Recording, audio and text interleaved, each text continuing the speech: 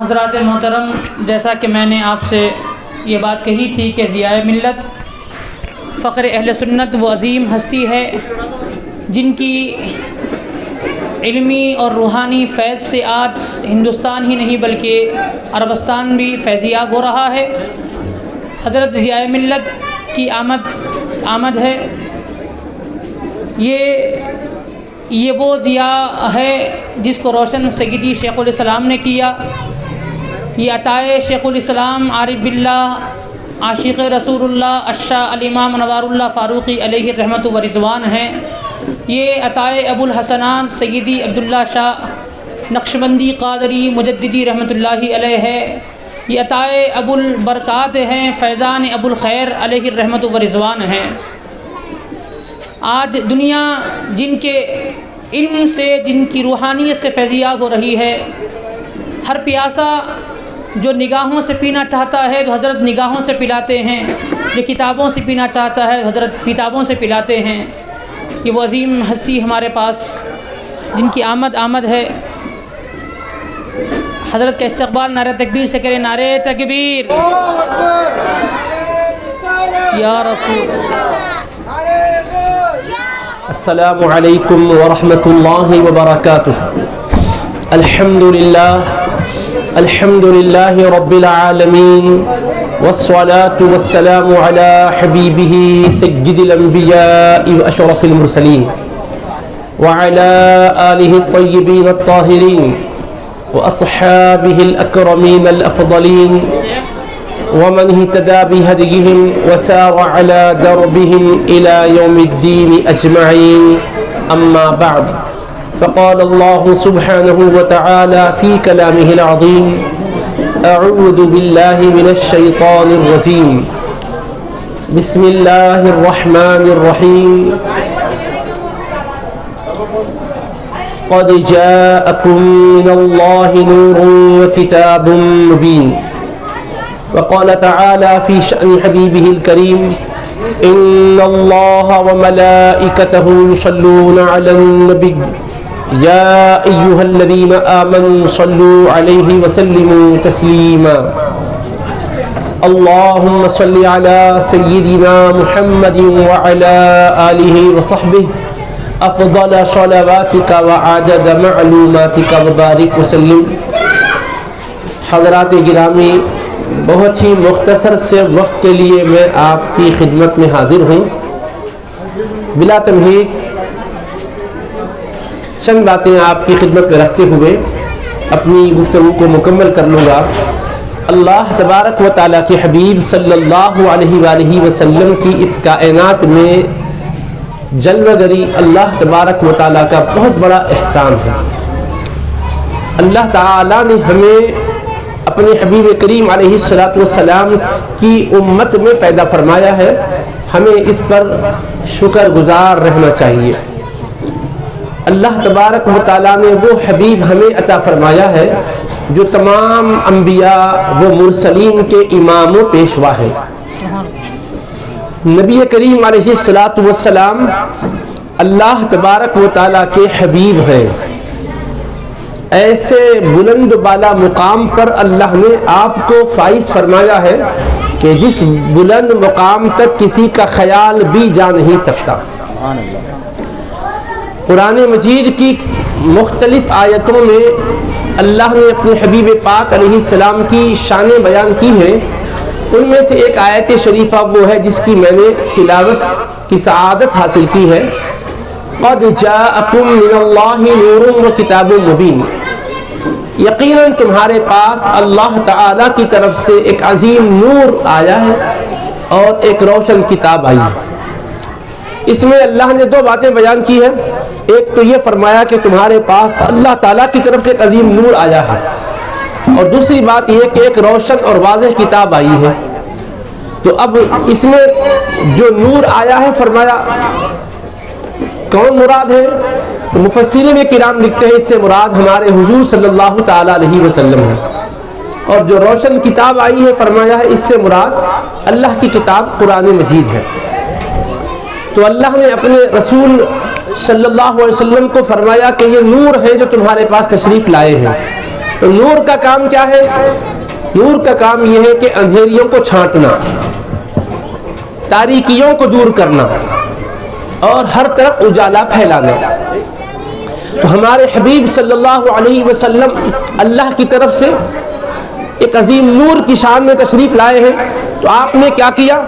اپنی ذات کے اعتبار سے تو آپ نور ہیں، مگر آپ نے جو تعلیم دی ہے وہ تعلیم بھی مکمل نور ہی نور ہے۔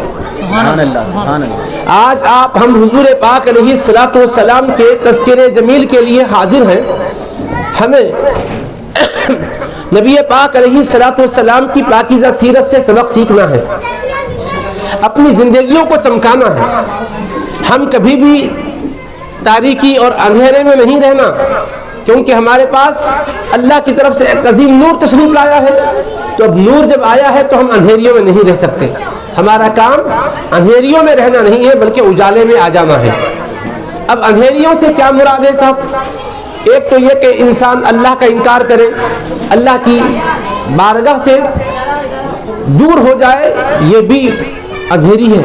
کفر بھی ایک ظلمت ہے، شرک بھی ایک ظلمت ہے، علم سے دور رہنا، جہالت میں رہنا، یہ بھی ایک ظلمت ہے، یہ بھی ایک تاریکی ہے۔ بد اخلاق ہونا یہ بھی ایک ظلمت ہے، تاریکی ہے۔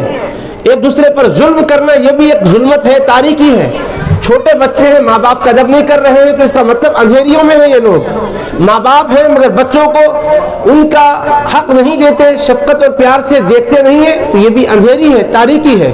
شوہر ہے بیوی کا حق ادا نہیں کر رہا ہے تو اس کو اندھیری مل گئی ہے، تاریکی میں پڑا ہوا ہے۔ بیوی ہے، شوہر کی تعظیم نہیں کرتی، اس کا حکم بجا نہیں لاتی، اندھیری میں ہے، تاریکی میں ہے وہ۔ تو اب ہم اپنے آپ کو ہر طرح کی تاریکیوں سے نکالیں تو حضور پاک علیہ الصلوۃ والسلام کے اس نور کی طرف آ جائیں جس نور کے ساتھ اللہ نے اپنے حبیب کو بھیجا ہے۔ تو ہم میلاد پاک کے مہینے سے ایک اپنے اندر جذبہ پیدا کریں۔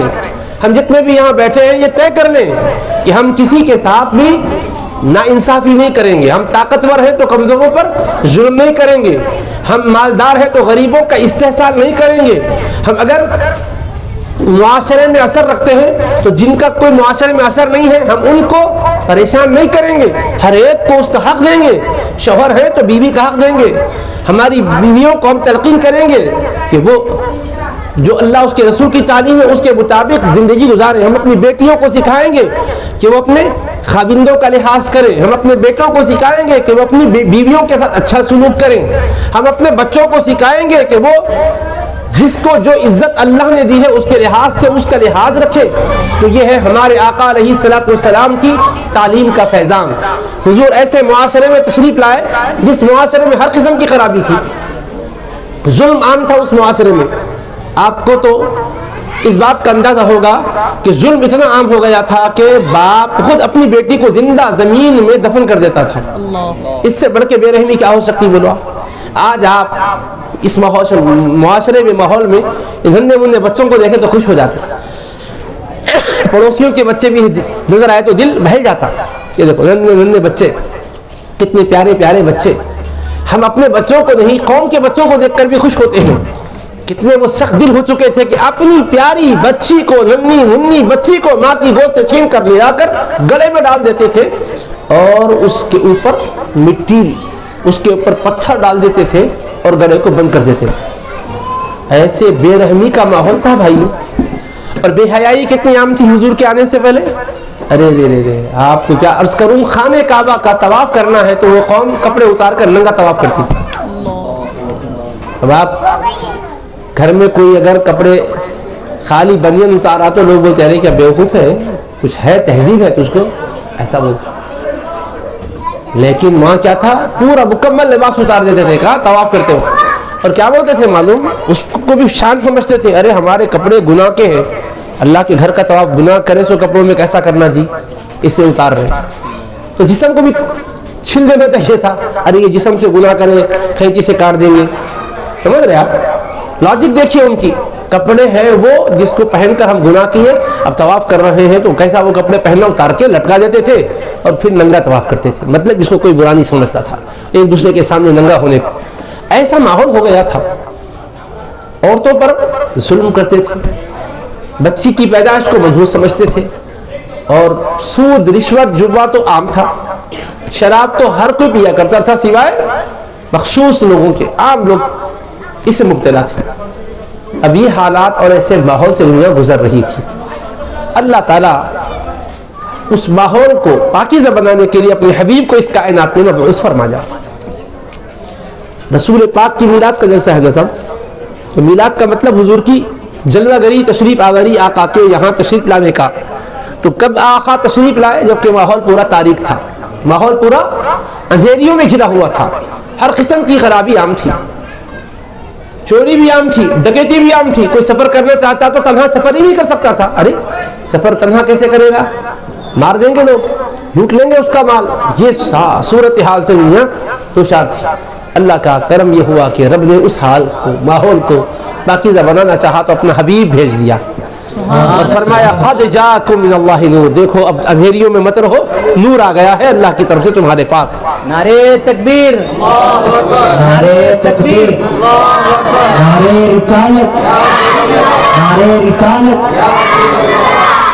تو اب ایسا پیارا پیغام نور لے کر آیا ہے کہ جس میں انسانیت کا درد ہے، جس میں بے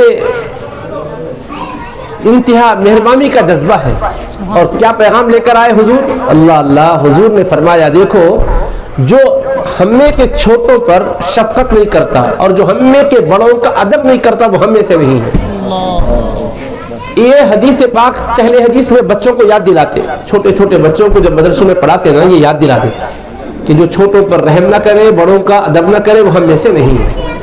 صرف ایک حدیث شریفی کو دیکھ لو آپ، کیا ایک حدیث میں دنیا بھر کا حضور نے پاکیزہ طریقہ دے دیا دنیا بھر کے لوگوں کے لیے۔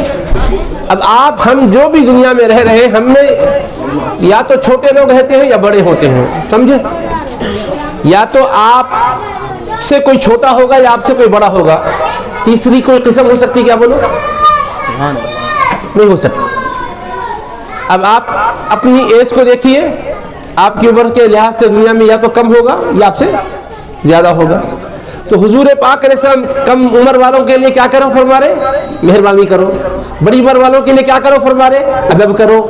تب جب مہربانی چھوٹوں پر کوئی کرے گا، بڑوں کا وہ ادب کرے گا، تو جھگڑے ہوں گے بھائی، معاشرے میں خرابی آئے گی۔ بولیے، ایک ہی ارشاد حضور کا دنیا کا کایا پلٹ دیا۔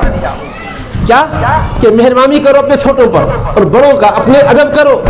اب ان لوگوں کے پاس ادب کا بھی کوئی تصور نہیں تھا، مہربانی کا بھی کوئی تصور نہیں تھا، کیونکہ ابھی آپ سنیں کہ بچی کو زندہ گاڑ دیتے تھے، تو کس پہ کیا مہربانی کریں گے؟ اپنے گھر میں پیدا ہونے والی بچی پہ رحم نہیں کر رہا ہے انسان، تو دوسرے پہ کیا رحم کرے گا؟ ایسے ماحول میں اللہ تعالیٰ نے اپنے حبیب کو بھیجا۔ وہ حبیب پاک نے فرمایا دیکھو چھوٹوں پر شفقت کرو اور بڑوں کا لحاظ کرو۔ اب معاشرے میں کچھ لوگ وہ ہیں کہ جو انتقال کر گئے تو ان کے بچے یتیم ہو گئے، ان کی بیویاں بیوہ ہو گئی۔ اب ان کا حال کیا تھا؟ بیوہ کو پراپرٹی سمجھتے تھے لوگ، جیسا کوئی مر گیا تو اس کا مال تقسیم ہوتا نا، اس کی بیوہ کو بھی تقسیم کر لیتے تھے۔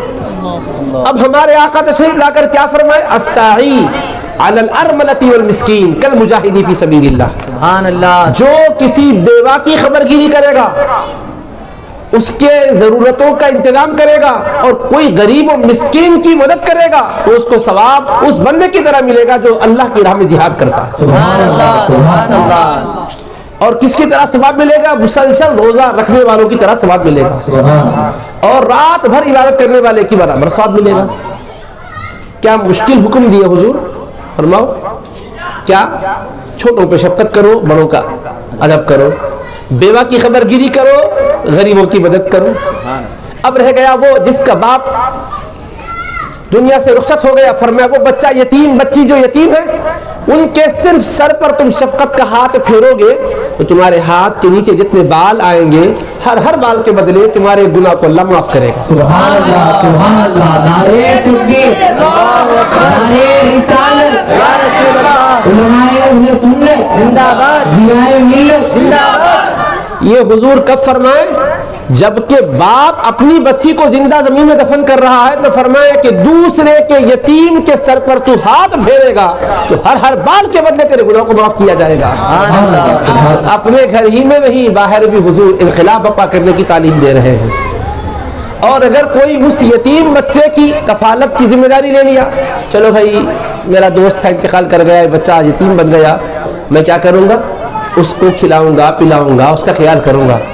یہ ذمہ داری لے لیا. تو میرے آقا فرماتے ہیں کل میں اور وہ قیامت میں ایسے ہوں گے. آپ نے اپنی شہادت کی انگلی کو اور 20 کی انگلی کو ملا کر فرمایا جیسے کہ دونوں ملے ہوئے ہیں, ایسا ہی وہ میرے قریب ہوگا. اللہ اکبر اللہ اکبر. یتیموں پر شفقت کرنے کا حکم, غریبوں کی غربت دور کرنے کا حکم حضور دے رہے ہیں. میرے آقا فرماتے ہیں دیکھو اگر کوئی امتی پریشان نظر آئے تو اس کی کوئی پریشانی کو دور کرنے کے لیے کچھ بھی کرے اور پریشانی کو دور کر کے اس کو خوشی دے دے تو وہ گویا مجھ کو خوش کر دیا, اور جو مجھ کو خوش کیا وہ میرے رب کو راضی کر لیا. تکبیر, نعرے رسالت. اب آپ بتائیے قد جاءکم من اللہ نور, اللہ کی طرف سے تمہارے پاس نور تشریف لایا, اور نور کیا کیا؟ اندھیریوں کو چھانٹ دیا, اجالے ہی اجالے پھیلا دیا. تو بے رحمی کی اندھیری کو اس نور نے مٹایا, رحم اور مہربانی کا اجالا اس نور نے عطا فرما دیا. پھر دیکھو اپنی بچی کو زندہ درگور کرتے تھے نا, اب میرے آقا کیا فرما رہے ہیں, جس کو اللہ بیٹیوں سے نوازے اور ان بیٹیوں کی تعلیم و تربیت کا انتظام کرے, ان کو نشو و نما کرے, اور جب بڑی ہو جائیں تو مناسب جگہ ان کی شادی کر دے, جو یہ کر لیتا ہے تو کل قیامت میں یہ بیٹیاں اس کے لیے دوزخ سے آڑ بن جاتی ہے, باپ کو دوزخ میں جانے نہیں دیتی. اب سماج میں جن بچیوں کو زمین میں گاڑ رہے تھے, دفن کر رہے تھے, مصطفیٰ نے کتنا بلند کیا, فرمایا کہ یہ وہ بچیاں ہیں کہ تم ان کا خیال کرو, تمہیں دوزخ میں جانے سے یہ بچائیں گی.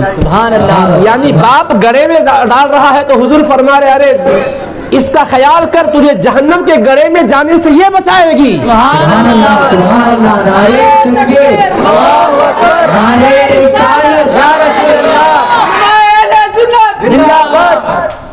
اب باپ اور ماں کا تو کوئی خیال نہیں کرتے تھے, بالکل نافرمانی کرنے کا مزاج بن گیا تھا. اب فرماتے ہیں دیکھو جو کوئی بیٹا یا بیٹی اپنے ماں باپ کا احترام سے تعظیم سے چہرہ دیکھے تو ہر نظر پر اللہ مقبول حج کا ثواب عطا فرما دے. اب بولو ایسی تعلیم یقیناً دنیا کو ضرورت ہے کہ نہیں, ہم کو اس کی ضرورت ہے کہ نہیں. فرما رہے ہیں کہ بچوں, ماں باپ کو حکم دے رہے ہیں کہ بچوں کا خیال کرو, اور بچوں کو حکم دے رہے ہیں کہ تم ماں باپ کو صرف محبت سے دیکھو تو تمہاری ایک نظر پر تم کو کتنا ثواب ملے گا. 5 لاکھ 4.5 لاکھ 3.5 لاکھ خرچ کر کے حج کرتے, اور حج بھی قبول ہوا یا نہیں ہوا کنفرم نہیں. میرے آقا فرماتے ہیں گھر بیٹھے ماں باپ کا ادب سے چہرہ دیکھو, حج کا نہیں مقبول حج کا ثواب تم کو ملے گا. اب حضور جب یہ فرمائے تو صحابہ کرام عرض کے یا رسول اللہ اگر کوئی دل میں ماں باپ کا چہرہ 100 مرتبہ دیکھے تو؟ میرے آقا فرمائے اللہ اکبر و اطیب, ارے اللہ بڑی شان والا ہے, خوب دینے والا ہے, فکر کیوں کر رہے ہو, 100 حج کا ثواب مل جائے گا. سبحان اللہ سبحان اللہ, نعرہ تکبیر, اللہ اکبر, نعرہ رسالت, یا رسول اللہ, ضیاء ملت زندہ باد. ماں باپ کو ادب سے دیکھو تو مقبول حج کا ثواب. اچھا چلو بچوں کو اگر پیار سے محبت سے دیکھتے ہیں تو مصطفیٰ کس نظر سے دیکھتے ہیں؟ اللہ اللہ, میرے آقا علیہ الصلوۃ والسلام جلوہ فروز ہے.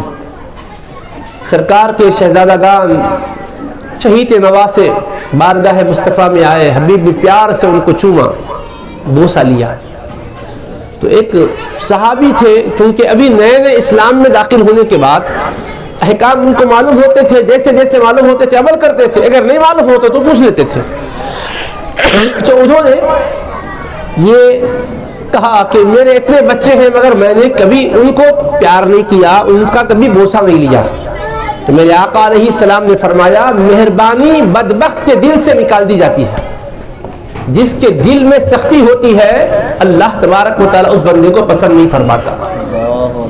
تو اب حضور کیا تعلیم دے رہے ہیں کہ دل میں نرمی پیدا کرو, اپنے بچوں پر مہربانی کرو, اور جب مہربانی کر رہے تو حضور پاک علیہ السلام بے پناہ خوش ہو کر اپنی رضا اور اپنی خوشنودی کا انعام عطا فرما رہے ہیں. تو میں آپ کے سامنے کوئی علمی نکات بیان نہیں کرنا چاہ رہا تھا, صرف بستی میں رہنے والے لوگ ہیں, چھوٹے بھی ہیں, بڑے بھی ہیں, بزرگ بھی ہیں, جوان بھی ہیں, پڑھے لکھے بھی ہیں, ابھی ابتدائی مرحلے سے گزرنے والے بھی ہیں، اس لیے میں نے چاہا کہ چند موٹے موٹے انداز سے باتیں آپ کی خدمت میں رکھ دی جائے، جس سے کچھ آپ کو اور مجھ کو فائدہ ہو کہ ہمارے سماج اور معاشرے کو حضور پاک علیہ الصلوۃ والسلام کی پاکیزہ تعلیم نے کتنا بلند و بالا کیا۔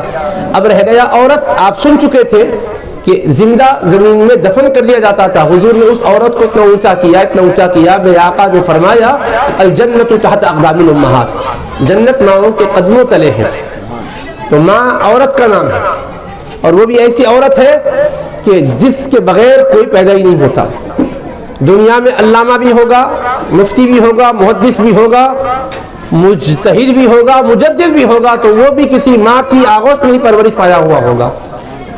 اس کے لیے ماں ہے کہ نہیں؟ ماں کا رشتہ ضروری ہے یا نہیں ہے بھائی؟ بغیر ماں کے کوئی بچہ آیا دنیا میں؟ نہیں آیا۔ خالہ ہونا ضروری نہیں ہے، امی کو بہن ہے تو خالہ بولیں گے، ابا کو بہن ہے تو پھوپھی بولیں گے، اگر ان کو بہن نہیں ہے تو پھوپھی نہیں، والدہ کو بہن نہیں ہے تو خالہ نہیں۔ اور آپ کو بہن ہونا بھی ضروری نہیں ہے، آپ اکلوتے ہوئے تو بہن کہاں سے، یا اگر بیٹے بیٹے پیدا ہو گئے کسی گھر میں تو بہن کہاں سے ہوں گی ان بچوں کی؟ مگر کوئی ایسا نہیں کہہ سکتا کہ امی نہیں ہے مگر پھر بھی بچے آ گئے، نہیں، ماں ہونا ضروری ہے۔ ماں کے بغیر بچے کا وجود نہیں۔ ولی بھی ماں سے پیدا ہوتا ہے، متقی بھی ماں سے پیدا ہوتا ہے، عالم و امام بھی ماں سے پیدا ہوتا ہے، سیاسی قائد اور رہبر بھی ماں سے پیدا ہوتا ہے۔ مصطفیٰ نے فرمایا ماں کے قدموں کے نیچے جنت ہے، تو گویا سارے مردوں کی جنت ایک عورت کے قدموں میں مصطفیٰ نے ڈال دی۔ سبحان اللہ، سبحان اللہ۔ عورت کو اتنا گرایا گیا تھا کہ تصور بھی نہیں کر سکتے، جینے کا حق سماج میں نہیں تھا۔ مصطفیٰ نے اٹھایا تو اتنا اٹھایا کہ مردوں کی پوری جنت کو اس عورت کے قدموں میں ڈال کر کہا کہ جنت ماؤں کے قدموں کے نیچے ہے۔ سبحان اللہ، سبحان اللہ۔ یہ ہے ہمارے آقا علیہ السلام، گرتوں کو سنبھال رہے ہیں، پستوں کو بلندیوں پر پہنچا رہے ہیں مصطفیٰ، اور امت کو تعلیم دے رہے ہیں کہ اے میری امت، اگر صلاح و فلاح کی راہ پر چلنا ہو تو میری تعلیم پر عمل کرو، اس کے بغیر کامیابی کا کوئی راستہ نہیں۔ عزیزو، حضور نے اخلاق کی کیسے تعلیم دی، حضور نے نور کی کیسے تعلیم دی، کیونکہ نور ہے حضور تو تعلیم بھی آپ کی نور ہے، آپ کی تعلیم بھی روشنی اور اجالا ہے۔ آج آپ کسی بھی اسکول میں پڑھتے ہیں تو اسکول میں پڑھانے والے جو ٹیچرز یا مدرسین ہوتے ہیں ان کے پڑھانے کا بھی ایک معیار ہوتا ہے۔ بچے چھوٹے ہیں تو بڑی بات نہیں بتا سکتے، جیسے میں یہ جلسے میں اس انداز کی تقریر کیوں کر رہا ہوں، میں اپنے مخاطبین کو دیکھ کر رہا ہوں۔ اگر میں یہاں ادبی نکات بیان کرنے لگ جاؤں تو شاید ہر ایک کے سمجھ میں بات نہ آئے، اور کیونکہ ٹائم بالکل مختصر ہے، اب میں اور 2-3 منٹ میں اپنی بات کو مکمل کر لوں گا، تو ظاہر ہے کہ میں ایسا عنوان شروع کروں جس کو سمجھانے میں کافی وقت لگے، تمہید ہی اس کی طویل ہو جائے، تو بات کیسے میں آپ تک پہنچا سکوں گا؟ اس لیے میں نے چاہا کہ سیدھا چند باتیں آپ تک پہنچاؤں۔ تو میں یہاں ایک مثال سمجھاتا ہوں آپ کو کہ آپ کسی بھی اسکول میں پڑھنے کو جاتے ہیں تو اسکول میں جیسے بچے ہوتے ہیں استاد اس کے لحاظ سے پڑھاتا ہے۔ گاؤں کا مدرسہ ہے تو پڑھانے والا گاؤں کے بچوں کے ذہن کو سمجھتے ہوئے پڑھاتا ہے۔ اگر ڈسٹرکٹ کا مدرسہ یا اسکول ہے تو اس کے لحاظ سے، اگر وہ ریاست کا کوئی مدرسہ یا اسکول یا کالج ہے تو وہاں پڑھنے والے اور ذرا زیادہ ذہنوں کے لوگ ہوتے ہیں، زیادہ سطح کے لوگ ہوتے ہیں۔ اگر کوئی ملک کی یونیورسٹی ہے تو وہاں پر ہر ریاست کا اسٹوڈنٹ پڑھ رہا ہے تو اس کے لحاظ سے اس کو محنت کرنا پڑتا ہے، اس کے لحاظ سے باتیں ان تک پہنچانی ہوتی ہے۔ اگر کوئی ایسی یونیورسٹی میں پڑھا ہے جو انٹرنیشنل ہے، پوری دنیا بھر میں مانی جاتی ہے، اور وہاں پڑھنے والے ہر ملک کے لوگ ہوتے ہیں، ہر کلچر کے لوگ ہوتے ہیں، ہر لینگویج کے لوگ ہوتے ہیں، ہر قوم اور ہر دھرم سے تعلق رکھنے والے لوگ ہوتے ہیں، تو اس کی تعلیم کا معیار بھی اس کے لحاظ سے ہونا ہوتا ہے۔ نفسیات کو سمجھنا پڑتا ہے، ان کے اذہان کو سمجھنا پڑتا ہے۔ اگر نہیں سمجھ گیا اور دماغ کا خیال نہیں کرے گا، ایک انداز کی بات بولے گا تو اس کے حساب سے کچھ لوگ سمجھیں گے، کچھ لوگ شک میں پڑ جائیں گے۔ اب میں آپ کو صرف اس مثال کے بعد ایک آگے کی بات کہنا چاہتا ہوں۔ ہمارے آقا کو اللہ نے معلم بنایا، کسی چھوٹے مدرسے کا نہیں، کسی ریاست کے مدرسے کا نہیں، کسی ایک ملک کے مدرسے کا نہیں، پوری جہاں کا معلم بنایا۔ وَمَا أَرْسَلْنَاكَ إِلَّا كَافَّةً لِلنَّاسِ بَشِيرًا وَنَذِيرًا، اے میرے مصطفیٰ، صبح قیامت تک آنے والے سارے انسانوں کے لیے ہم نے آپ کو خوشخبری دینے والا بنایا ہے، ڈرانے والا بنایا ہے، ہدایت دینے والا بنایا ہے۔ اور بلکہ فرمایا سورہ فرقان میں، تبارک الذی نزل الفرقان علی عبدہ لیکون للعالمین نذیرا، برکتوں والی ہے وہ خدا کی ذات جس جس نے اپنے بندے خاص مصطفیٰ پر قرآن نازل کی جو حق و باطل میں فرق کرنے والی کتاب ہے تاکہ یہ سارے جہاں والوں کو ڈرائیں. تو حضور کس کے لیے آئے؟ پورے عالموں کے لیے آئے. حضور کی تعلیم صرف انسانوں کے لیے ہی نہیں ہے, انسانوں کے لیے بھی ہے, جنوں کے لیے بھی ہے, حیوانوں کے لیے بھی ہے, ساری کائنات کے لیے بھی ہے. جب سرکار ساری کائنات کے لیے آئے ہیں اور ساری انسانیت کے لیے آئے ہیں اور سارے زمانوں کے لیے آئے ہیں تو مصطفیٰ نے 23 سال تک پڑھایا, اور 23 سال کے عرصے میں جو پڑھایا مصطفیٰ نے ایسا پڑھایا کہ آج دنیا کی یونیورسٹیز اپنے سیلیبس کو چینج کر رہی ہیں. حالات بدل گئے, نصاب بدلو. ابھی لاک ڈاؤن میں کچھ اپنے سیلیبس کو چینج کرو, اس لیے کہ لوگوں کے پاس اتنی فرصت نہیں ہے. آن لائن ہے, شارٹ ہونا چاہیے, اس کو بھی اور شارٹ کرو تو مختصر کرو. سیلیبس چینج ہو رہا ہے, کیوں؟ اس لیے کہ لوگ نہیں سمجھ پا رہے ہیں. تو ہر سیلیبس کو تم چینج ہوتا ہوا دیکھ رہے ہو. میرے قربان جاؤ, میرے آقا کی تعلیم پر مصطفیٰ نے 1500 سال پہلے جس کتاب کو پڑھایا, آج کے دور میں بھی, قیامت کے تک آنے والے ہر دور میں بھی وہی کتاب رہبری کر رہی ہے, ہدایت دے رہی ہے. جس کو چینج کرنے کی ضرورت نہیں ہے, وہ تبدیل کی جانے والی کتاب نہیں ہے, ہاں وہ زندگیوں کو تبدیل کرنے والی کتاب. سبحان اللہ, سبحان اللہ, نعرہ تکبیر, نعرہ رسالت, نعرہ رسالت, ضیاء ملت زندہ باد, ضیاء ملت زندہ باد. کیسا حضور کا علم ہے اور کیسی حضور کی درسگاہ ہے اور کیسی درسگاہ کا نصاب ہے اور کیسا اس تعلیمی نصاب کا نظام ہے کہ جو 1500 سال سے چل رہا ہے, آج تک کوئی چیلنج نہیں کر سکا. بلکہ آج کے ٹیکنالوجی کے دور میں, نئے نئے انکشافات کے دور میں, سیٹلائٹ کے دور میں ہم کوئی مسئلے کو دیکھتے ہیں کہ آخر اس کا کیا حکم ہے بتائیں, تو ہمیں خیرات لینے کے لیے یورپ کا سفر کرنا نہیں پڑتا ہے, مصطفیٰ ہی کی احادیث کو دیکھنا پڑتا ہے. اور آقا کی احادیث کو دیکھتے ہیں تو وہاں سے وہ اجالا ملتا ہے کہ جس اجالے سے ہم دنیا کے خطے خطے کو روشن کر سکتے ہیں. سمجھ گئے آپ بھائی؟ ایک اور مثال سمجھاتا ہوں. آپ کورونا کے زمانے میں پیشنٹوں کے علاج کے لیے کتنے پریشان تھے. دواخانے پیشنٹوں کو لینے تیار نہیں, بیڈ نہیں مل رہے, دوا نہیں مل رہی, ان کے لیے انتظامات نہیں ہو رہے ہیں, اور پھر ڈاکٹر حیران ہیں کہ کیا علاج کریں. جو کچھ ہماری صلاحیت تھی اس کے لحاظ سے ہم نے جو بھی سوچا ناکام ہوتے جا رہے ہیں. پھر ویکسین آئی اور اس کو کہا گیا کہ یہ واحد علاج ہے. اب اس کے اوپر بھی گفتگو ہو رہی ہے کہ نہیں, دراصل اس کے اندر بھی بہت سے نقصان کے پہلو ہے. خدا جانے میں اس کا سائنٹیفک اعتبار سے حکم نہیں بتا رہا ہوں, میں صرف یہ سمجھانا چاہتا ہوں کہ دنیا کے ہر ماہر کو آپ دیکھو کہ اپنی کمال درجے کی مہارت کے باوجود بعض بیماریوں کے سامنے گھٹنے ٹیکتا نظر آ رہا ہے, بعض مسائل کے سامنے بے بس ہو رہا ہے. اور وہ کہتا ہے, بڑے سے بڑے آپ اپنے ملک کے ہسپتال کے ماہر سے پوچھو آپ اس کے بعد اس مرض کی آگے کی بات کیا ہے, کہتا ہے کہ نہیں میری نالج اتنی ہے, آگے کے حد تک میں بھی بے بس ہوں. اب کیا کریں گے؟ مشورہ لیں گے.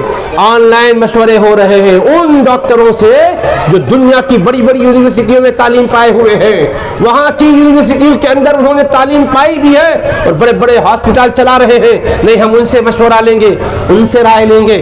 دنیا کے ہر علم میں تم دیکھ رہے ہو کہ ماہر سے ماہر بھی گھٹنے ٹیک رہا ہے, مگر مصطفیٰ کا علم آج بھی وہ علم ہے کہ کبھی بھی کوئی مسئلہ لے کر تم آؤ اور ہم سے پوچھو کہ بحیثیت مسلمان کے آپ بتاؤ اس کا حکم قرآن و حدیث میں کیا ہے. قسم خدا کی ہر مسئلے کے لیے ہم ہمت رکھتے ہیں کہ بتائیں غلام مصطفیٰ, آؤ مصطفیٰ کی حدیث میں اس کا یہ حکم ہے, قرآن کی آیت میں یہ حکم ہے, اسلامی شریعت میں اسلامک لا میں یہ حکم ہے. سبحان اللہ, سبحان اللہ, نعرہ تکبیر, نعرہ رسالت, نعرہ رسالت, حضور ضیاء ملت زندہ باد, حضور ضیاء ملت زندہ باد.